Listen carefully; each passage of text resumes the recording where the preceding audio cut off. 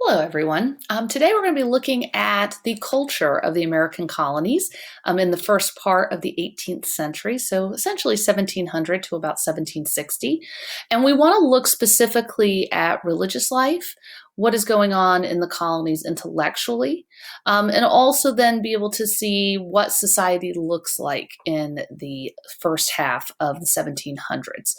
Ultimately, our theme today is about figuring out the beginnings of American identity. There is something unique to America, and often we don't see it because we live with it every day. But we definitely want to start looking at this idea of individualism and characteristics that make the colonies different from what England would have been like in the same time period. So we will start with religion, and I'm going to give you 5 words that might be useful to you in understanding the people we're going to talk about today. And certainly these are words we would see in the primary sources of the time as well.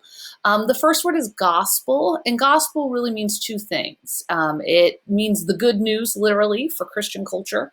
It also is the first 4 books of the New Testament. So when we speak about Protestant Christianity, which would have been the dominant religious faith in colonial America at that time, we do need to understand what that would entail for people, and a reading of the Gospels, the first 4 books of the New Testament that tell the life of the figure who will be the last prophet and Messiah of the Christian religion, is important. The second word is evangelical. And to be evangelical means that you have an outward expression of faith. It could be relatively emotional. It may incline you to be willing to speak to others who aren't necessarily of your faith, but simply put, it's an outward expression. And the change we're going to see in Protestant Christianity in the first half of the 1700s, it will go from being one that is non-evangelical to one that is evangelical for many people. A word connected to that is proselytize. And proselytize, it means that you go out and you are openly trying to convert people to your religion. So someone who is evangelical may, in the process of sharing about their faith, also seek to bring in converts. But this is a word that, for the people we're going to speak about again, in other religious backgrounds, you sometimes see people who do missionary work or mission, so they bring the good news to other people and might seek conversion in that way. The fourth word is covenant. That is a promise made between an individual or a group of people and their God. There are many covenants in both what are the Old and New Testament, and Christian people recognize certain activities and certain aspects of their religion as promises made to God. The 10 Commandments function as a covenant. Marriage functions as a covenant in the Christian church. And then the last word is sin. And sin is something that people believed in this time. And there are plenty of people who still, in terms of a theology, will speak about sin. But sin is simply when one does what one wants and not what God wants. How does one know what God wants? Well, for Christians, they say the Bible, in both its Old and New Testament, lay out those expectations. So as we go through today, we're going to be looking at specifically the First Great Awakening, but we have many Great Awakenings in American history. So there is a phenomenon that about every 3 generations in American history, you see people coming back to churches that they may have belonged to culturally, but they did not attend with any regularity. Participation might be volunteerism or other activities extended from the church. There may be a new theological idea or a new outlet. So we will see in the 1950s, with what comes sort of the Fourth Great Awakening, that television will be utilized to bring in more people to Christian faith in the United States. Or there might be a new form of religious expression. So all those things we will take a look at today. And there also may be a creation of new churches. And in the First Great Awakening, the Baptist Church and the Methodist Church will be formalized and expanded upon in colonial America. So we will see these 4 aspects within any Great Awakening, but each Great Awakening may have some different forms of expression. We might see some new churches being created. So today we're interested in the First Great Awakening. And if you could go back in time with me in my time machine and we got out in the 1730s, what we would see is that the vast majority of people who live in the British colonies are either Congregationalists, so this would have been true of people living in New England predominantly, or they were members of the Church of England if they lived in a royal colony. What did that mean? Well, on its most basic level, if you lived in a place where the state church was the Congregationalist church, you paid a tax or a tithe that went to that church, whether that was your church or not. The same thing for the Church of England, or what is known as the Anglican Church. That was the King's Church. So it makes sense that where you have a royal colony, you would have the King's Church and a tax paid to that church. There were other kinds of people living in the colonies at that time. So if you remember, Maryland was a haven for Catholics, and Catholics who did come to colonial America after the 1630s, often it was connected to that Maryland community. We will also see Jewish people, not many, and mostly in port cities or a place where there is no mandated religion. So we see a synagogue. The first synagogue in the colonies is built in Rhode Island. There was also a synagogue in Philadelphia, and we know Pennsylvania and Rhode Island were both places where people could choose religious expression and membership as they wished. We will also see a synagogue in New York City at this time period. We'll see one in Charleston, South Carolina, which were pretty metropolitan places. The vast majority of people who would have been Jewish, and they would have been somewhere in the number of probably 2,000 people or less at that time. They would have probably been highly skilled artisans, especially with like metalworking, silversmiths, goldsmiths. Or they would have been people directly connected to finance and the mercantilist system. So maybe they owned ships that were making those trips across the Atlantic Ocean. But again, there were very few people who would have fit into that category. And if you were living in a colony that was a royal colony at that point, you would have been paying taxes, perhaps to a faith community that was not your own. So by the time we get to the 1730s, relatively few people have regular church attendance, meaning they go every Sabbath day, every Sunday, that they do something beyond that level of participation. And there's really two big reasons why that was going on. The first one was in the area where the Congregationalists would have been, New England. You had the Salem witch trials just 40 years before. So if you can imagine, if you were the grandchild of somebody who had experienced that, your family probably had pulled away over generation after generation from that church because you saw faith out of control. You saw mass hysteria, mass imprisonment, and ultimately 20 people be executed because of these witch trials. So you see, certainly after 1693, a lot less people in New England who are strong adherents to the Congregationalist Church. The Enlightenment is also in its midst during this time period. You can see that we are now transitioning from this period of the late Renaissance, and we are employing the rational universe. We're looking at the scientific method to explain natural phenomena. So the power of the church, the power of religious explanation to what we face in our daily lives, that power is fading away. By 1689, you've had this glorious revolution in England. You've had the Bill of Rights. So you are having people actually begin this application of the Enlightenment. And so, in a sense, the power of the church has been kind of relegated to something that might just be, basic membership and basic participation. But in the 1730s and the 1740s in colonial America, you are going to see religious revival. You are going to see a return to church and active membership. And so we're looking at today, why did that happen?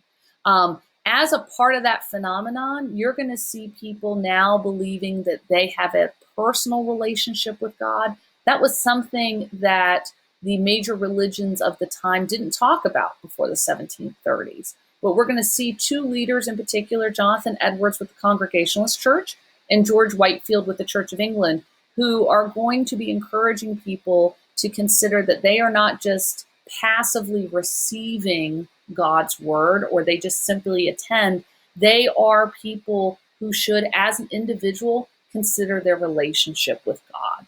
And that should motivate their participation, and they should want to have a strong relationship. Also, both ministers are going to highly encourage people to believe that if they're going to church, if they're reading the Bible and they have no emotional connection to it, something is wrong. For these gentlemen, hell was a real place. God was real, and that man was sinful and had the power when he chose to overcome sin and to do what God wanted and to have a desire to live that way on a daily basis if they wanted to enter what they called the kingdom of heaven after death. So that first great awakening is just such a departure from what people had known before. Our picture here on the left-hand side is a painting of George Whitefield, who was an Anglican minister who came from England to Savannah, Georgia in 1739 for the purposes of raising money for an orphanage they were trying to build. And he was going to become a guest minister in their church. He only delivered one sermon in his style, which was very different from the other Anglican ministers. He literally called upon the crowd to share how they were feeling, their thoughts. He told them that they had a responsibility to change their lives, that their lives they recognized as sinful. He encouraged them to share their challenges that they faced in trying to live that kind of life. And that was such a departure from how the Anglican Church normally functioned that he was asked to leave, that he could certainly continue his efforts to raise money for the orphanage, but he was not going to be delivering sermons on Sundays to come. So he decided that the next Sunday he was just going to go into the public park across the street from the church, and anybody who was in the church who liked the week prior, they could come and join him. Anyone on the street could come and join him. And what he began is this new outlet of religious expression, which was you didn't have to physically be in the space of a church. You could be out in the public street, the public square, and still talk about faith and take time to think about your faith.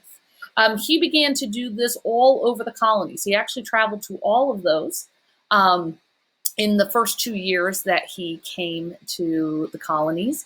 And he went to cities, and he made sure that he advertised. So printing was in effect right in that time.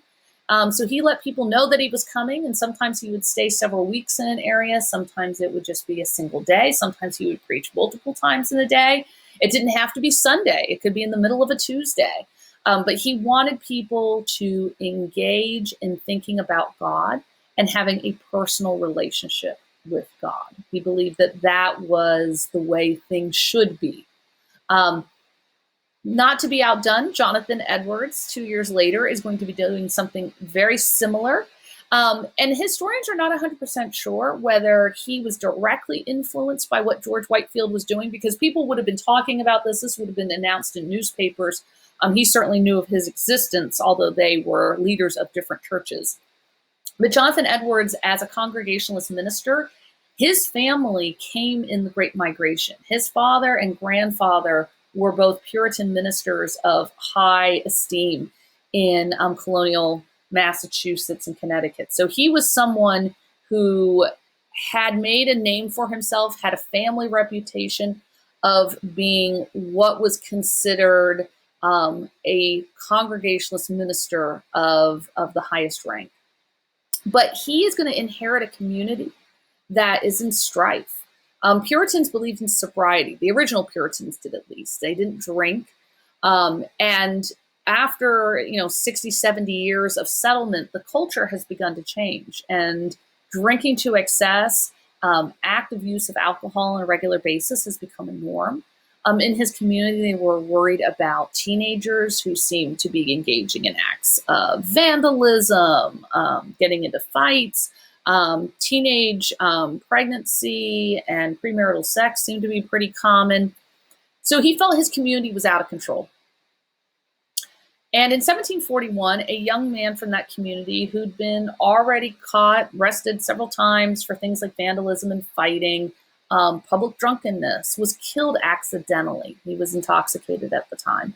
And Reverend Edwards chose that moment when asked to deliver the funeral sermon to speak to his congregation and explain to them that one, what happened to that young man was unfortunate, but to be expected.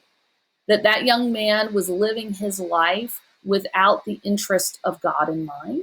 That for everybody else who was sitting with him that day, he said they are the equivalent of when a person might hold an insect over a flame. That's what God was doing with them. God at any moment could choose to drop them into that flame, that internal hellfire, and they are lucky to be alive. And so they need to live every day as though it would be their last.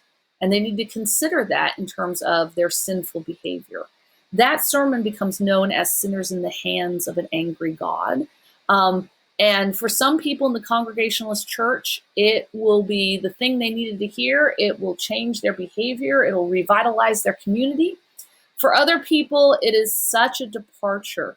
Reverend Edwards said, if you're sitting here listening to me today, you should be shaking, you should be crying because you have done wrong. And that was not the expectation for people who were participants in the Congregationalist Church. So Reverend Edwards eventually will be asked to leave his specific pulpit and will go on to create another Congregationalist church in another community. But we get a split in the Congregationalist Church because of this. So you have the old lights, and this comes from the expression, the light of Christ. But you have the old people who want to be just like the Puritans were of old. They want enforced regular attendance. They know some people are elect. Most people at best have a halfway covenant. They want direct reading from Scripture. It is an unemotional experience in church. You do not personally share in church. And the old lights, this is who was the people who were producing these ministers was Harvard. Harvard University was the first university in colonial America, and it was created as a seminary. So the original Congregationalist tradition continues through Harvard. But for people who want what Reverend Edwards is doing, who want to perhaps become ministers like Reverend Edwards, they become known as New Lights. And in a New Light Congregationalist church, the expectation is you are emotional. You are sharing out during your regular church service. Ministers themselves were encouraged to do storytelling versus just reading Scripture. They said even if you took the stories of, let's say, the Old or New Testament, you could reinterpret them so that they were clearer for people. They weren't simply stories of people named Isaac and Abraham, but they were now telling you about the stories of relationships between fathers and sons, about individuals whose faith was tested by God in very extreme ways, and try to apply them to the real world that these people were living in currently. Again, the idea that I don't necessarily have to have this experience in the physical space of a church, but that it can be an open space, that we can have religious expression and our what would normally be our Sunday experience any day of the week, at any time. And new universities will be created to prepare people to do this. So if you've always wondered sort of the origins of places like Dartmouth and Princeton and Brown, they are originally, again, seminaries to teach people this new method of ministry in the Congregationalist Church.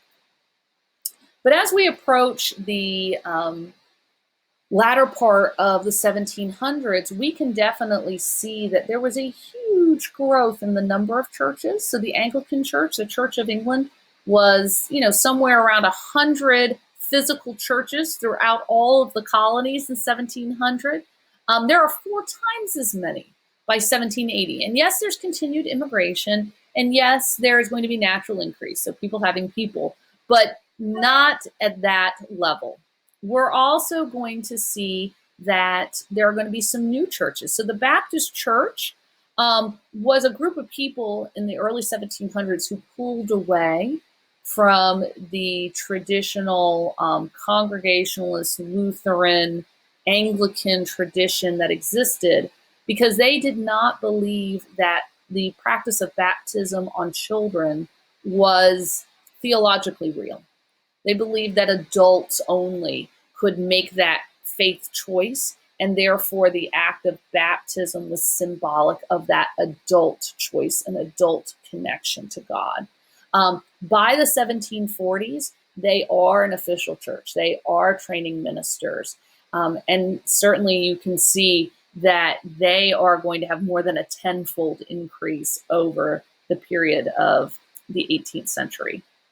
But the Congregationalist Church, again, 7 times the participation in the building of churches during the period of the 18th century. Lots of other churches, the Presbyterian Church, like the Baptist Church, were quite popular in this part of North Carolina, which would have been the back country, also equally popular in places like the back country of Virginia. But you're definitely seeing that religion is growing. It's becoming a norm. What do you do with your Sunday? What do you do with some of your free time, your surplus income?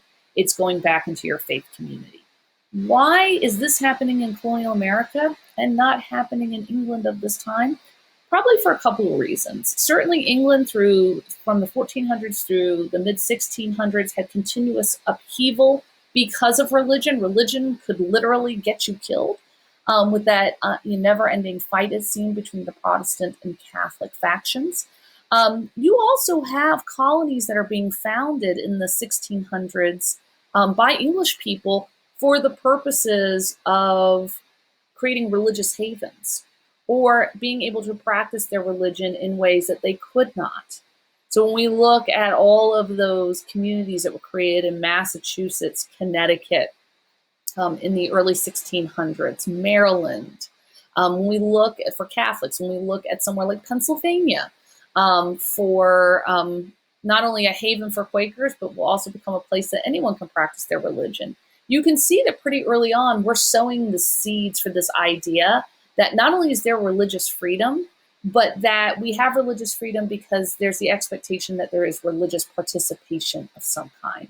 Still in the United States today, when they survey the population, you are somewhere in the ballpark of about 85% of people, regardless. We're not even talking about a spectrum of just Christianity, but in terms of all religions in regular practice, about 85% of the population says they engage with regularity. So that is a norm that you would not find particularly in a place like Western Europe. And so there's some historical reasons for that as well. Our next topic is to kind of look at the American character. So there were some figures in particular that we still study today because what their work product, what they created, gives us great insight into who people were in colonial British North America of the 1700s. And some of these people you may have heard of or seen their work before. I find most people have some familiarity with Benjamin Franklin, who was born in the colonies in his early 20s. He spent a couple of years in England learning to be a printer, bought a printing press, came back, and created a publishing empire in the city of Philadelphia. And you may also know that he was an inventor, what is becomes sort of what we call the modern stove, but really almost like modern heating versus a cooktop.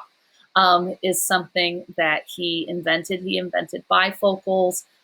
He created the first fire department in colonial America. He ran a post office. It may be why he was named the first postmaster general. But he becomes responsible by the 1750s for the system of moving mail through much of the colonies. He also published a book for more than 30 years, basically an annual every year. It was called Poor Rich's Almanac, and it contained all kinds of things. So information for farmers in terms of animal husbandry and the act of growing crops, but also recipes, little hints, kind of things to help you with sort of home economics. But it also had funny stories. A lot of his aphorisms. So if you've ever heard two men can keep a secret if one is dead, that is one of his aphorisms. But he created this character of Poor Richard, who was himself, but also kind of the mock editor of this publication. Most people in colonial America had two things in their homes. They had a copy of Poor Richard's Almanac and a Holy Bible. How do we know this? Because people wrote about and traded them. There's so many of them left. We know that they existed in great numbers. When we look at art, painting, something that is interesting about people in colonial America versus their counterparts in England is that the English colonists in America, from middle class people to the very wealthy, liked portraiture. They paid artists to paint their likeness. And certainly you see portraiture in the same time period in England, but that was truly something of the elites, the nobles, the very few who were not nobility, but were the landed gentry of England or the rich merchants. And the most successful of those portrait painters was a man named John Singleton Copley. And much of his work still exists. And he was able to paint people in their true likeness. We have a great sense of who many of sort of what we consider the founders of the wealthy families, and even some of the middle class families of this time period because of portraiture. And also an interest in painting panoramas, stories of the great achievements of America, not only as a colony, we certainly see that following their victory with the French and Indian War, but all through the period of the Revolution, and certainly the writing of the Declaration of Independence, the signing of the Constitution. John Trumbull was an artist who kind of combined not only the storytelling aspect of painting, but also fine portraits, individualized images of those people as well. And there also was a tradition of poetry. So prior to the 1730s, what was often published besides newspapers were sermons, things that had a religious background. But certainly after 1730, because of people like Franklin and other publishers, you're going to see people printing more that are short stories and certainly poetry. Phyllis Wheatley, who was an African-American poet of that time period, and becomes very popular at the eve of the American Revolution. But we get a sense that the individual, that every person has a unique identity, and that there is a common culture of work, inventiveness, entrepreneurism, all very much alive and becoming part of the American character in that time period. And just to kind of take you through, this is a John Singleton Copley portrait, and the artist has actually put himself in the picture and he's painting, but he has also included his father-in-law, his wife, and his children, and he had 2 sons and 2 daughters. So as you look and you see lots of children in dresses, that was the custom for boys, basically until probably about age 10, which is quite a bit different from how we raise children today. We also can see some religious components in artwork of the time as well. So Quaker art often focused on the idea of peace. Quaker art, for the most part, tried not to venerate an individual. So you don't see a lot of portraiture of individual Quakers, but they liked artwork that they felt would teach their values. So this idea of the peaceable kingdom, where you can have literally the oxen, the lion, the leopard, the small child, the lamb, all coexisting, and nobody getting munched on, which seems highly unlikely. But it is this idea of coexist that we often talk about today. That was part of much of their artwork of the time. We also have some people who, from their own experience, we see the artwork in everyday life. So there were a lot of German immigrants who came to Pennsylvania. There were some that actually came to North Carolina, to what we call Winston-Salem today. It was a Moravian community. But they didn't have a lot of extra money, but they liked to decorate what they considered the important parts of their culture. And that was their documents. So we have a marriage certificate on the right side here. This picture of the bird and the flowers, this was part of someone's deed for their land. But they called it fracturing. But basically, it was the drawing, sometimes repeated patterns, but often of nature, maybe with things like angels. But it was the idea that you would display these important documents. You might not have enough money for portraiture, but you definitely wanted people to see that you were legally married and you were very proud of that. You were proud that you owned your own land. And so, especially among the German immigrant community to the New World, they produced a lot of this fracturing. And when we look at historic documents, especially those having to do with any kind of license or anything that would be recognized by the state or a church, so a formal body, often the documents themselves were fractured and then framed so anyone who visited the home could see them. Just how did the average middle-class person live in colonial America in the 1720s, 1730s? This is a home in New England, which obviously the items within the house are specific to the time period. It doesn't necessarily mean that all these objects existed in this room as of 1728. But they are all of the time period. But you can see that there's quite a bit of furniture that in this particular person has a good sized bed. They've got a sitting place, a hearth. They've got some decorative work as well. Very few people were middle class in England in the 1720s. There was a pretty substantial middle class in colonial America. Pretty much anybody who owned their own land as a farmer or was a skilled artisan of some kind would have lived in a similar fashion. This is what a wealthy person. So if I was this particular house, this person actually was from the original Dutch settlers who came to the Hudson River Valley in New York State back in the 1600s. But this house actually exists in the Bronx today. There are still some areas of that part of New York City that are still pretty open. They're kind of public spaces now. But this was a wealthy person whose family had originally been Dutch merchants. They bought land outside of what is Manhattan today. Their objects in their home, all of this stuff came from England. It came on a ship. So the candelabra, all those nice porcelain pieces you see, the furniture itself, this would have been very expensive. And this was a way that they could demonstrate their success.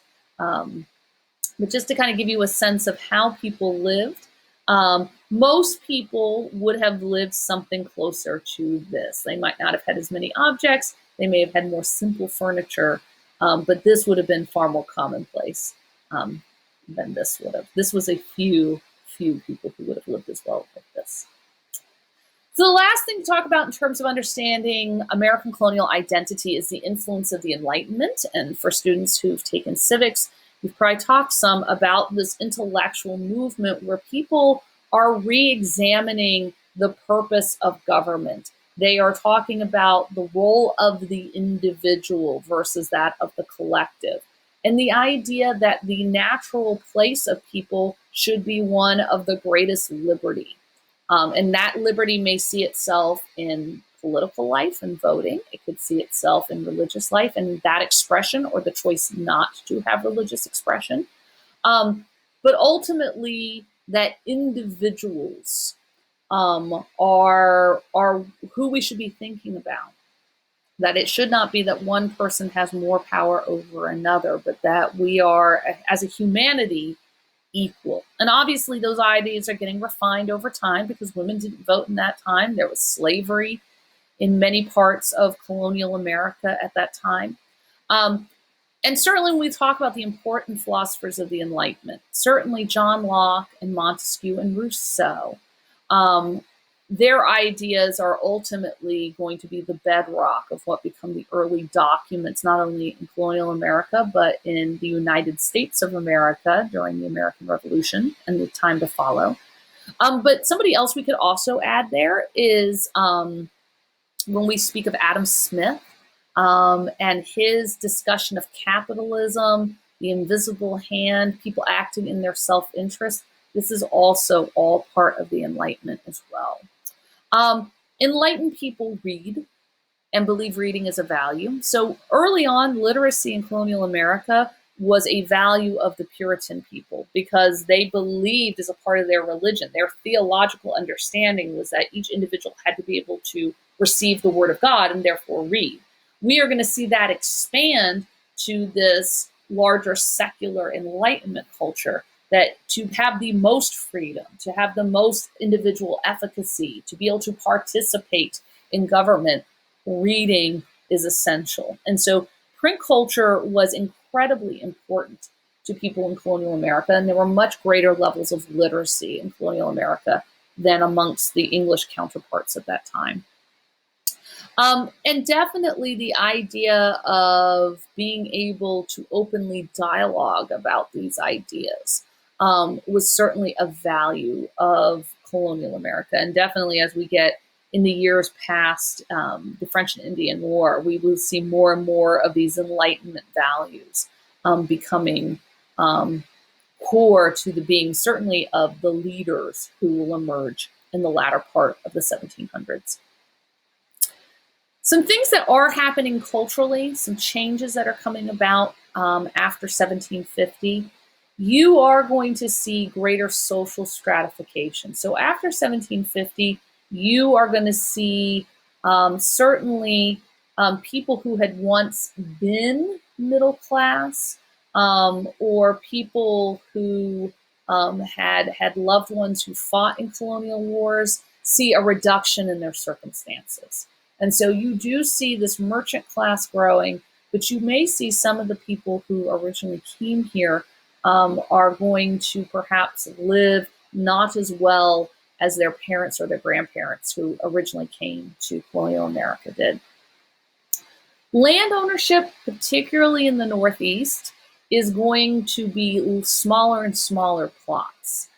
These people did not believe in primogeniture. So the original Puritans, for instance, when they came to a place like Plymouth, they created their colonial township. Everybody got an equal allotment of land. But if I have 5 children upon my death, we'll be dividing that land 5 ways. If they each have 5 children, then that land gets divided again, potentially 25 ways. And so within 2 generations, you might have had, let's say, 20 acres that's now been subdivided 25 times. That land ownership is going to encourage people to press west, which we will see will create some issues with the indigenous people, the native people who have been reduced in their land along the eastern seaboard and are now living closer to the Appalachian Mountains. And those people are going to have to, again, contest for their land after 1750. And definitely we do have some castes. We may see some people who are living in a particular place in society and are unable within their own lifetime to overcome that. Particularly convicts in Georgia, we'll see that. Certainly slaves of African origin or African ancestry. There's still an indentured servant class in places like Pennsylvania and New York. And although those people will work off their indenture, probably get some time of freedom, and their children definitely will be free people, they may find themselves within the rest of their natural life, basically occupying that space as an indentured servant. Just to kind of give you a sense of, we have immigrants, we have people who are still coming to colonial America. That's long been a tradition of immigration to what we call the United States today. Just within the first 75 years of the 1700s, we have more than 600 or almost 600,000 people who will come to British North America. Understanding that close to half of those people are going to be slaves. Another quarter of those people are going to be indentured servants who originally will get their freedom. But certainly through much of the early part of the 1700s, people who are immigrating, the number of truly free people is a relatively small number. Now, obviously, indentured servants, if they live out their contract, they will also be free people. Convicts who can live through their parole will become free people. But where we're seeing the population actually grow is not just simply with immigration. The free population is going to grow due to natural increase. Economically, 90% of the population in the 1700s is farming, and they're producing their own food. The next biggest industries are fishing and shipbuilding. And by the time we're in the mid 1700s, about 40% of all the ships that Great Britain sails as a part of commercial and their naval vessels on the Atlantic are going to be built from lumber and actually built in the colonies. And this is a mercantilist economy. So as time goes on, Britain is far more interested in not just simply getting those resources, those raw materials out of the colonies, but selling manufactured products back to the colonists. By the 1750s, American colonists basically had to buy everything: paint, china, what would be high quality furniture, carpeting, cloth, all of that. Glass is coming from England. Where are we population wise? In 1700, there were 20 Englishmen for every one colonist. Within 70 years, there are 3 English people for one American colonist. Life expectancy in the colonies was much, much higher than it was in England. People ate better, had better economic opportunities on average than the people who they left behind generations ago. And that's the end. That's what we have for today. My suggestion is, I've spoken very quickly, and as always, we have a lot of little documents, pictures, other things that are embedded in these PowerPoints. So take some time to also study those, and always send along any questions that you might have if anything wasn't answered here for you today.